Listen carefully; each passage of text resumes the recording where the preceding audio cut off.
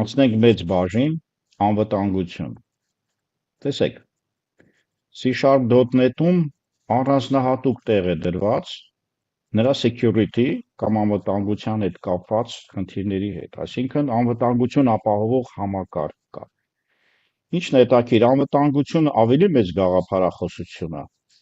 քան նրա ինֆորմատիկայում կիրառման համակարգը։ Ինֆորմատիկայի նրա կիրառությունը կրիպտոգրաֆիա բառի տակ է գալիս։ Հիմա տեսեք, անվտանգությունը նույնիսկ հեռախոս լսելը, անվտանգությունը ինչ-որ մեկ ականջ լինի մյուսին։ Կրիպտոգրաֆիան, երբ որ ինֆորմացիան է տեղափոխվում, նույնիսկ խոսակցական, եւ այդ ինֆորմացիան պետք է այնպես անել, որպեսզի ձեզ համար ոչ ցանկալի, ուրեմն չգնա ինֆորմացիայի տեղափոխություն այլ մարմիններ։ Կրիպտոգրաֆիա բառը, ուրեմն պայմանավորեցինք, որ security-ն ինֆորմատիկայում կրիպտոգրաֆիա է կոչվում։ Հունարենից է վերցրած գաղտնի գրություն բառերի կազմությունն է, ասեք գաղտնագրություն։ Հին ժամանակներում շատ հին, նույնիսկ Հռոմից կա սա, որ զորավարները ինֆորմացիա են փոխանցում, ինֆորմացիայի կոդավորումը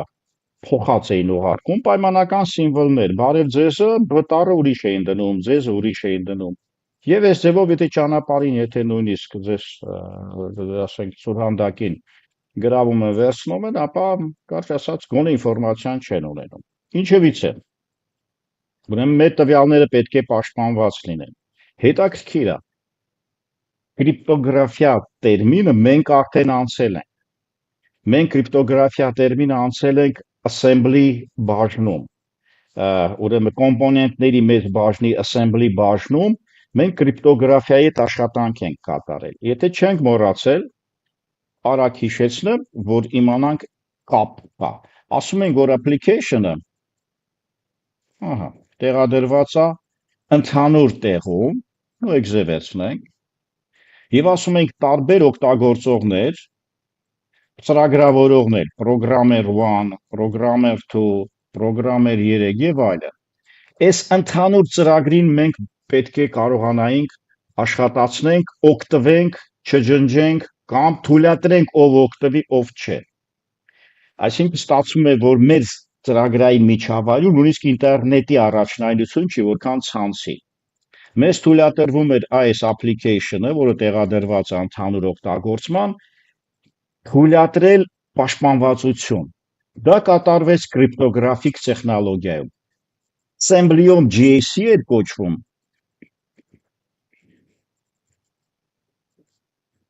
Global Assembly Cache, որը դրվում է հատուկ տեղում, հատուկ ֆոլդերում, օրինակները շատ լավ կատարել ենք, եւ այս GAC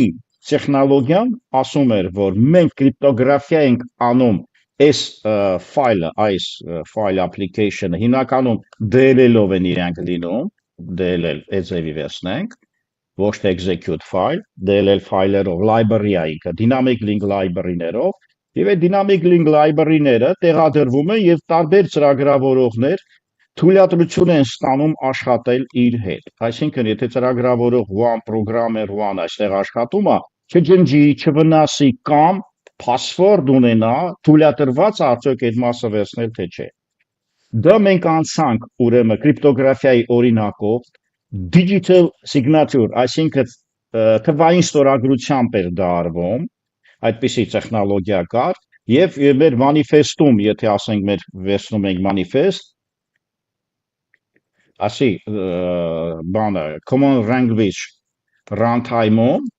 մեր ծրագրերը պահվում են, manage code-ը պահվում են manifest-ում, metadata-ում եւ այլն, մենք digital ստորագրություն էինք կատարում։ Այսինքն վերցնում ենք այնտեղ public key կար, private key կար եւ կար hash code, այդ երկու բոլորը միասին մենք համակցում էինք եւ կրիպտոգրաֆիկ ձևով պաշտպանվածություն էինք ստեղծում։ Ինչևից է, ստացվում է, որ մենք արդեն կրիպտոգրաֆիա assembly-ում կատարել ենք ուրեմն ընդհանուր հավաքագրման բլոկով աշխատելու համար։ Ընդհանրապես ինֆորմացիոն տեխնոլոգիայում կարող է database-ել լինել, ասենք բազա եք, database եք վերցնում, այս database-ի հետ դուք կապի մեջ եք գտնվում։ Պարզա ինֆորմացիան դեթաբեյսից կարդալու ժամանակ նույնպես ցանկալի է անվտանգությունը պաշտպանել եւ ինֆորմացիայի կորուստից եւ առավել եւս եթե ոչ միայն կորուստ է լինում, այլ ինչ-որ մեկը միջամտում է եւ տվյալներ է վերցնում։ Ինչևից է պաշտպանվածությունը մենք հիմնականում իմաստ ունի կրիպտոգրաֆիա, եթե դուք ունեք ցանց, եթե դուք ունեք ինտերնետ, եթե դուք ունեք ընդհանուր միջավայր, եթե դուք կապի մեջ եք մի միջավայրի միջոցով, որը ճանապարհին կարող են ձեզնից խլել, այսինքն որևէ աշխատանք կատարել, այսինքն application-ը աշխատանքի մեջ է կամ համակարգիչ աշխատանքի մեջ է սերվերի հետ, եւ այս ճանապարհի անվտանգությունը, այս ճանապարհում կորուստ լինի, լսել, password վերցնել, գողանալ եւ այլն, հեքերները վերցնում են, այսինքն հակերները վերցնում են եւ փորձում են ձեր ինֆորմացիան ոչ միայն վերցնել, այլ նույնիսկ վնաս տալ։ Ինչևից է ստացվում է, որ նորից կրկնենք, որ ինֆորմատիկայում կրիպտոգրաֆիա կոչվում այն մեծ ուղղությունը, որը կոչվում է անվտանգության ինֆորմացիոն տեսակետից անվտանգություն։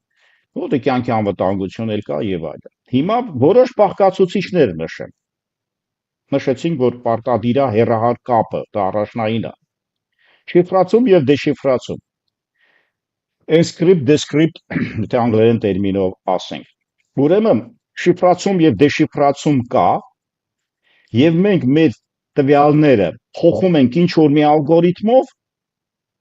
եւ այդ ալգորիթմի նմանատիպ կամ այլ հակառակ ալգորիթմով հետ ենք վերցնում կամ փոխում ենք տեսքը, այսինքն hello բառ ուղարկում ենք, բայց ճանապարհին ինքը գնում է այսպիսի բառ։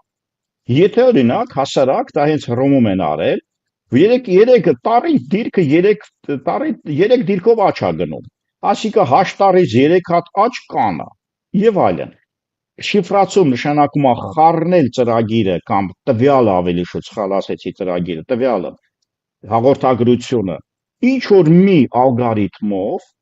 եւ այդ խառնած ալգորիթմը դեշիֆրացիա անել, այսինքն երկկողմանի կապ է, ես ոչ միայն շիֆրացիա եմ անում, թույլատրում եմ նույնը հետ բերել։ Եթե նույնը հետ է բերվում, ապա դա կոչվում է դեշիֆրացում եւ դա անվանվում է երկկողմանի։ Երկրորդ համաշխարհային պատերազմում, եթե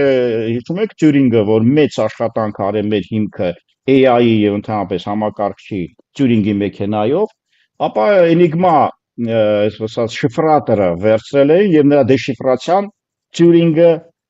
գտավ 30 քանի ժամվա աշխատանքով մի կերպ իր ռելեներով աշխատող համակարգչով բացեց այդ շիֆրը, այսինքն նրան գտան ալգորիթմը, թե ինչպես է բացվում եւ կարողացան մեզ դեր խաղալ համաշխարհային երկրորդ համաշխարհային պատերազմում ֆաշիզմի դեմ։ Հիմա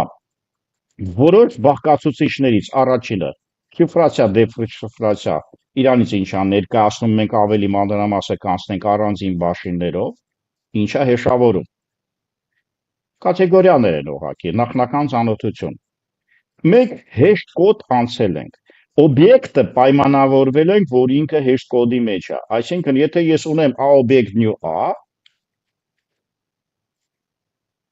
մենք այսպիսի կլասներով տեխնոլոգիա ենք փորձել անցնել, այս օբյեկտը RAM-ում ինչ որ տեղ է գրավում, իր հասցեով եւ այլն տվյալներով։ Բայց համակարգիչը ոչ թե օբյեկտ է գործանում, այլ նրան փոխարինող, ասենք ID կոդով, ինքնուրույն մի կոդ եւ այլն, իր յուրահատուկ կոդով, հեշտ կոդով աշխատում թիվ է դա, եւ դա շատ ավելի արագացնում է process-ը, ոչ թե անդադ սիմվոլից ասեից ինչ որ մի բան, այլ իր հեշտ կոդի մասին ասելին։ Նույնիսկ օբյեկտները համեմատման ժամանակ օբյեկտ 2, օբյեկտ 1, եթե ենթադրաբար համեմատում ենք, մենք փորձում ենք նաեւ հեշտ կոդերը համեմատել ճիշտ աշխատանք ստանալու համար։ Ինչևից է հեշտ բառը մեծ ծանոթ է, հեշավորումը կրիպտոգրաֆիայում հզորագույն տեղ է գրավում, բայց նա միակողմանի է։ Ինչ է նշանակում միակողմանի։ Ցանկացած ծրագիր, ցանկացած անուն կարող եք փոխարինել մի լրիվ ուրիշ սիմվոլային համակարգի եւ այդ ձեր հաղորդագրությունը, ձեր string-ը Նույնիսկ մի ստորակետ է փոխվում, մի ամբողջ կոդը փոխվում է ամբողջությամբ, նրան գուշակել անհնար է։ Բայց միակողմանի է, այսինքն օբյեկտի հեշը կա, հակառակ օբյեկտը չի ստացվում։ Այստեղ էլ է նույնպես։ Օրինակ, hello բառը ծրագրավորման, հեշավորման տեսակետից եւ մեզ մոտ օբյեկտի հեշ կա, հեշ կոդ կա եւ հեշ functional կա, ֆունկցիաներ կան։ Ուրեմն հեշ ֆունկցիա ալգորիթմներ են արդեն, որոնցից ամենապարզագույնից MD5-ն է հեշ ալգորիթմը, օրինակ hello-ն MD5-ով կատարում է այսպիսի մեծ գործողություն։ Եթե ճանապարհին այս hello-ի on փոխվում է, այս կոդը լրիվ փոխվում է, ես ոչ միայն կուղարկեմ, ես կուղարկեմ ճիշտ ասած հենց սա, ոչ թե hello-ն, եւ ինքը կստուգի, եթե մի բառ ոնե փոխվել է, ինքը կհամարի, որ կորուստ է եղել։ Առավել եթե գողություն է կատարվել, որը չենք ուզում այ սա ինքը տեսնի։ Ինչևից է։ Հեշ գաղափարախոսության հետ շփվել ենք, որը հեշ կոդեր կոչում օբյեկտների համար, generic-ներ չէ, ներողություն, collection-ներում է շատ մեծ տեղ գրավում սորտավորման ժամանակ, պլյուս մենք հեշ ֆունկցիաներ ենք օգտագործելու, որը առանձին բաժնով մենք կստանանք։ Թվային ստորագրություն, արդեն մի թեթև անցել ենք իմ ասած սխեմայի հիմքի վրա, որը ես մի քիչ առաջ նկարեցի ձեզ համար։ Տեսեք, այս ուրա, ահա։ Այստեղ երբ որ դուք JSC-ում ծրագիր եք գրում, JSC մասում եւ փորձում եք այնտեղ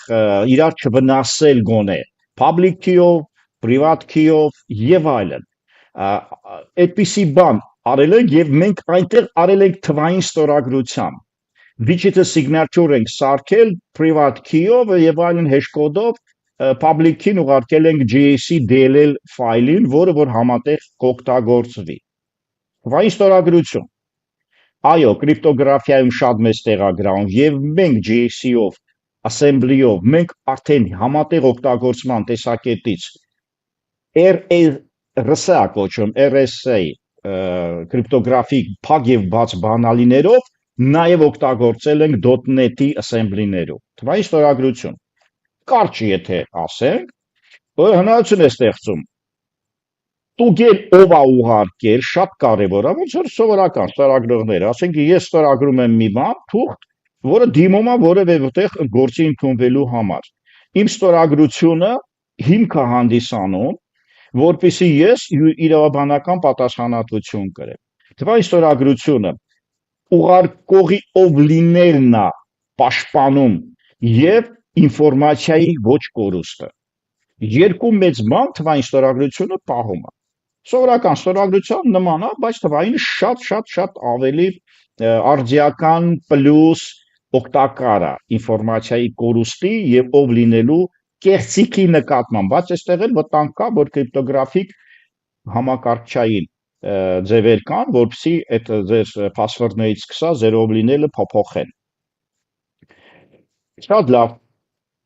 Շարունակենք։ Մեզ կհանդիպի նաև, որը չենք տեսել երևի, աուդենտիկացիա եւ ավտորիզացիա, սրանք քույր եւ եղբայր են, մոտիկ են շատ։ Աուդենտիկացիան դա օրինակ user password, դուք մտնում եք որևէ մի հատ սոցցանց կամ բանկ, user password-ը արդեն աուդենտիկացիա է։ Այսինքն ձեր հաստատումը ձեր ով լինի, որ դուք եք։ Պարզա ոնց է ստուգում, իր մոտ նայում է ցուցակում դուք կաք թե չկաք։ Օրինակ ես կարող եմ աուդենտիկացիա անել, մտնել որևէ տեղ, բայց թույլատրված չլինի այնտեղ շատ գործողություն անել։ Ավտորիզացիա սահմանափակումների մի խումբ է, օրինակ եթե դուք ադմինիստրացիա եք մտնում կամ որպես ադմինիստրատոր եք մտնում, այլ հնարավորություններ ունեք, որպես դասախոս ուսանող հարաբերություններում, ասենք ծրագրային մասում դասախոսը մտնում է ավտորիզացիան տված է տոմսերը տեսնել, ուսանողը տոմսերը չի կարող տեսնել, որը որ քննական են լինելու ենթադրաբար։ Այսպիսով նախնական ավտորիզացիան մենք որոշեցինք։ Սա նախնական ներածություն տեսակետից ենք մենք նայում ծանոթություն։ Որոշ տերմիններ կշարունակենք։ Կրիպտոգրաֆիայի ալգորիթմները երկու տեսակ մեզ կտրվեն, աշխարհում շատ է տարածված երկուսն էլ։ Մեկ կոչվում է սիմետրիկ, որ մեկ մյուս ասիմետրիկ։ Ուրեմն սիմետրիկի դեպքում Մենք ընդհանուր շիֆր ենք ունենում, օրինակ 3 տառով շեղել բառը, տառերի, ասենք, կոդերը իր table կոդով, եւ հակառակն էլ դեշիֆրացիայի ժամանակ այդ նույն հակառակը մենք վերցնում ենք, բայց նույն տեխնոլոգիայով շիֆրացիա ենք անում եւ նույն տեխնոլոգիայով դեշիֆրացիա։ Սա լավագույնն է աշխարհում։ Սիմետրիկների դեպքում,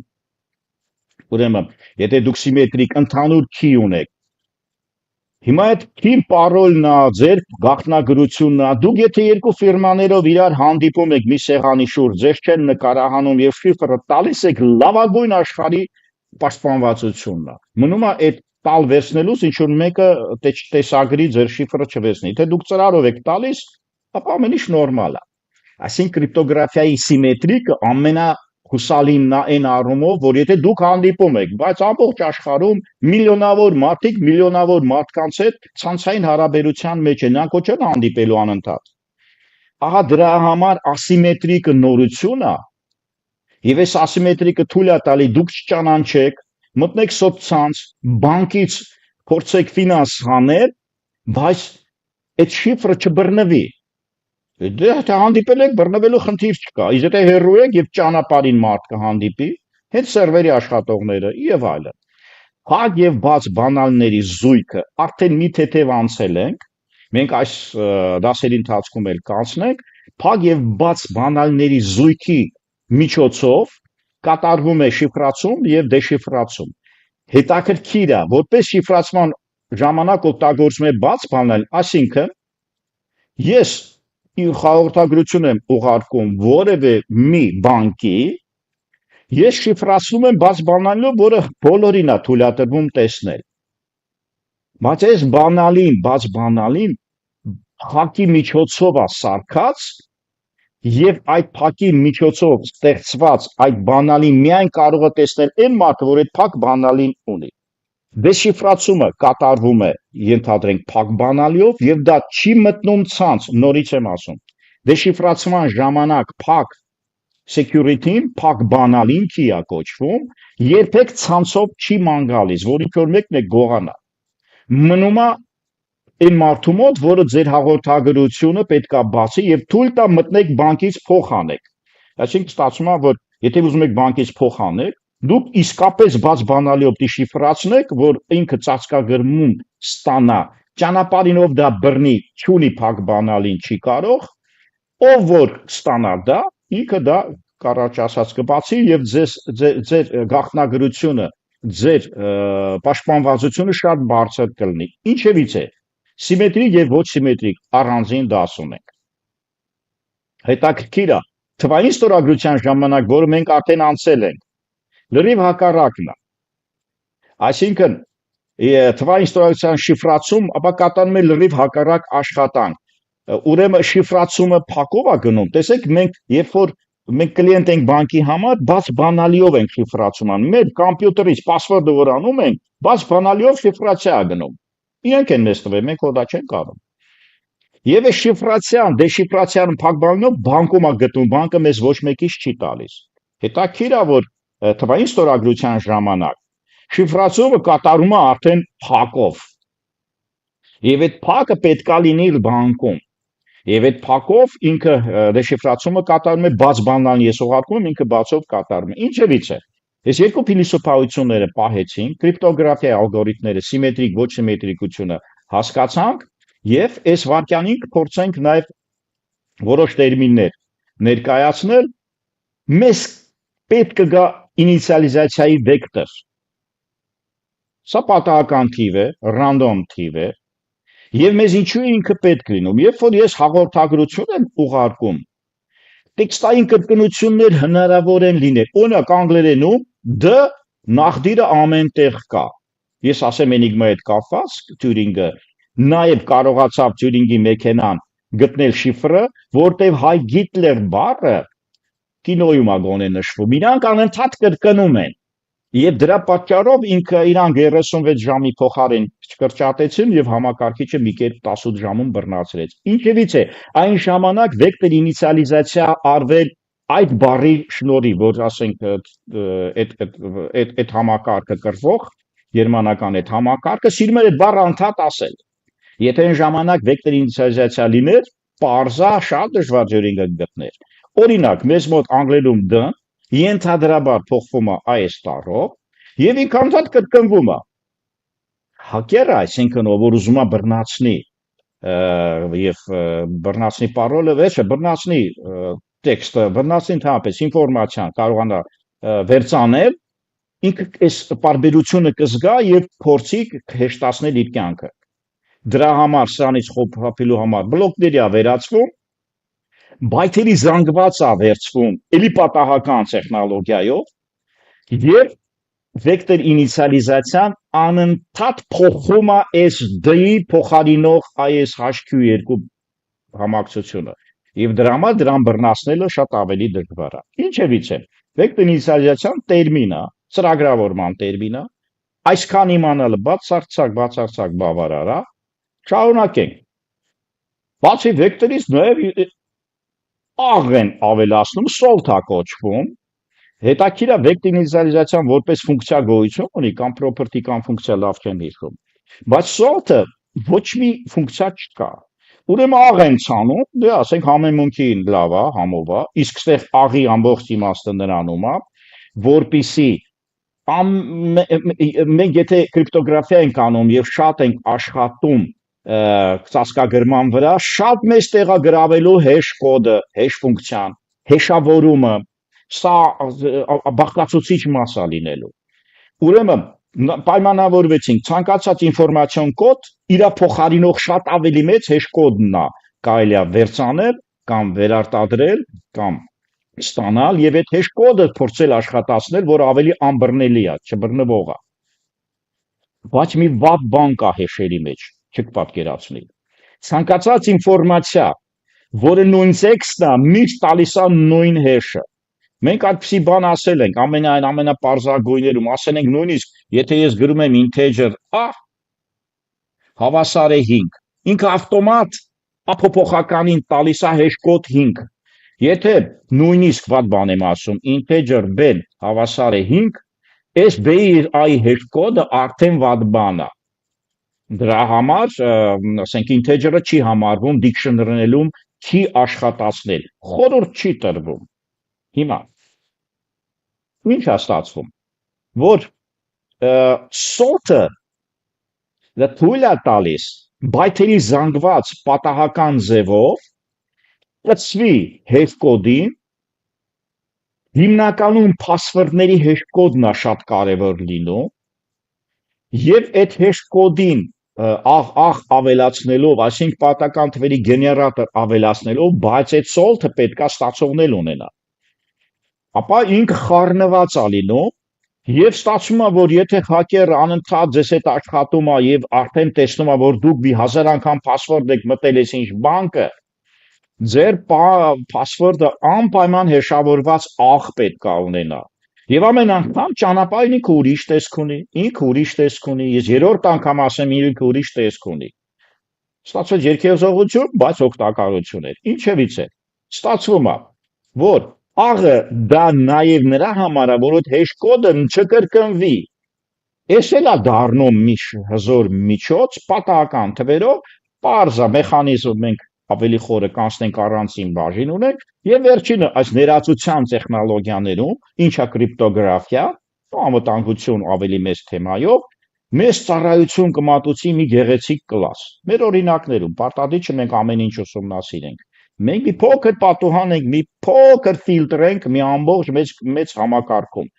Դա անցալելուց հետո մենք սիստեմավորում ենք եւ մեզ համար հեշտ կլինի։ Մեխանիզմը, որը password-ը դարձնում է ավելի անվտանգ բանալի է կոչվում, չի է կոչվում։ Ձեր password-ը այս կլասով է կատարում, parza վերևինները վերցնելով, այսինքն այս կլասն է վերևի ասած, salt-ը, ուրեմն վեկտոր ինիցիալիզացիան իր վրա վերցնում է մի կլաս, որ էլի կլասներ կան, սակայն այս մի կլասի մասին մենք կօգտագործենք մեր օրինակներում դա, եւ օրինակ password-ը շատ ավելի ուժեղացնում է, դարձնում է անվտանգ key։ Ոնց է արվում։ Ինքը անվտանգ key գեներացնում եւ վեկտոր ինիցիալիզացիա գեներացնում, ընդունելով ծրագիրը, տեսեք, ուրեմն մենք կավելացնենք ծրագիր, այս կլասը վերցնում է իմ, ասենք, ծածկագիրը, ծրագիր բառը սխալ ասեցի, իմ ծածկագիրն է վերցնում, մեկ, ընդհանուր աղն է վերցնում, խոսքը այս կլասի մասին է, ինքը ինիցիալիզացիայի հաշվիչը վերցնում, որը ես սիմետրիկի ժամանակ կբացատրեմ, հիմա չխորանանք, ցիկլ անընդհատ,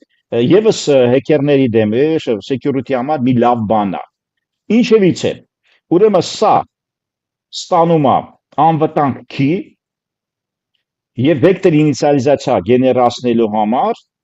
ընդունում է այս եռյակը եւ ենթադրաբար ինչ որ մի մեթոդի միջոցով, ասենք get byte-ի միջոցով գեներացնում է կարևոր բառ, այսինքն key-ն է գեներացնում եւ ինիցիալիզացիայի վեկտոր, այսինքն այս ինիցիալիզացիայի վեկտորը, որը չուներ Turing-ը, չունեին Turing-ի մեքենա ստեղծողները, Turing-ի ներողություն, Enigma-ի շիֆրատորի ներկայացուցիչները, ես կստանամ այս կլասի միջոցով կարճ ասած key, ինիցիալիզացիայի վեկտոր, մենք կտեսնենք, որ այս կլասը մեզ կօգնի, որպեսզի մեր security-ին, մեր շիֆրացումը, մեր ասած կրիպտոգրաֆիան, անվտանգությունը կբարձրացնի վեկտոր ինիցիալիզացիայի միջոցով, salt-ի միջոցով, եւս մի գաղափարի միջոցով իտերացիայի հաշվիչը, որը հետագայում ենք անցնելու, այս եռյակի միջոցով մենք կստանանք կարճ ասած մի հնարավորություն, որ շիֆրացումը ավելի անպարտելի լինի, այսինքն շիֆրացումը անբացելի լինի, շիֆրացման ապահովությունը շատ ավելի բարձր լինի։